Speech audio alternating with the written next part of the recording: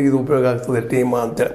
ಈ ಟೀಮ್ದಲ್ಲೇ ಬುಮ್ರಾನು ಇದ್ದಾರೆ. ಬುಮ್ರಾನ್ ತೊಗೋಬಾರ್ದು ಅಂತೂ ಇತ್ತು, ಬಟ್ ಗೆಲ್ಲೋದು ಮುಖ್ಯದ ಇಲ್ಲ.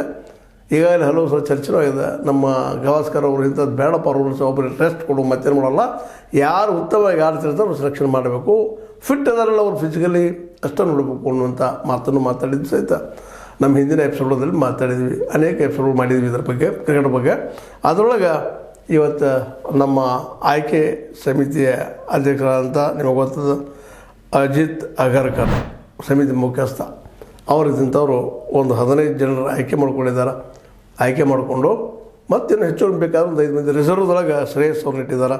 ಜೈಸ್ವಾಲ್ ಅವ್ರನ್ನ, ಶ್ರೇಯಸ್ ಅವರನ್ನು ಬೇಕಾದ್ರೆ ತೊಗೊಳ್ತಾರೆ, ಬೇಡಾದ್ರೆ ಇಲ್ಲ ಅನ್ನೋಂಗೆ.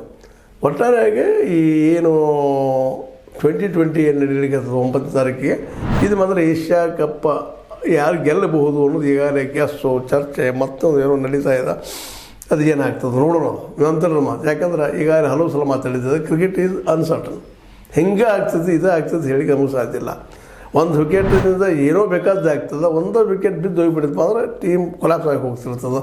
ಆ ಕ್ಷಣದ, ಆ ಸಂದರ್ಭದ ಮಾನಸಿಕ ಸ್ಥಿತಿಯ ಮುಂದೆ ಅದೇ ಕಾಲಕ್ಕೆ ಬೌಲರ್ಗಳು ಜಾನ್ಮೆ ಬ್ಯಾಟ್ಸ್ಮನ್ನರ ಏನಪ್ಪ ಅದು ಸಹಿತ ಒಂದು ಎದುರಾಳಿ ಹಾಕುವ ಪ್ರತಿಯೊಂದು ಚೆಂಡನ್ನು ಸಹಿತ ಎದುರಿಸಿರುವಂಥದ್ದು. ಯಾಕಂದರೆ ಇಲ್ಲಿ 2020 ಅಂದಾಗ ಓವರ್ಗಳು ಕಡಿಮೆ ಇರ್ತಾವೆ, ಬಾಲ್ಗಳು ಕಡಿಮೆ ಇರ್ತಾವೆ, ಹೆಚ್ಚೆಲ್ಲ ಹೊಡಿಬೇಕಾಗಿರ್ತದೆ. ಆ ಎಲ್ಲ ನೆಲೆಯಲ್ಲಿ ಯಾರು ಜಡ್ಜ್ಮೆಂಟ್ ಮಾಡಿ ಮನಸ್ಶಾಂತಿ ತೊಗೊಂಡು ಆಡ್ತಾರೋ ಅವ್ರ ಟೀಮ ಗೆಲ್ತದನ್ನು ಸಾಮಾನ್ಯ ವಿಷಯ. ಎಲ್ಲ ದಿಶೆಯಲ್ಲೇ ಟೀಮ್ ಅಂತ ಸ್ಟ್ರಾಂಗ್ ಅದ. ಅದರ ನಮಗೂ ಎಲ್ಲ ಹಿಟ್ಟರ್ಗಳಿದ್ದಾರೆ.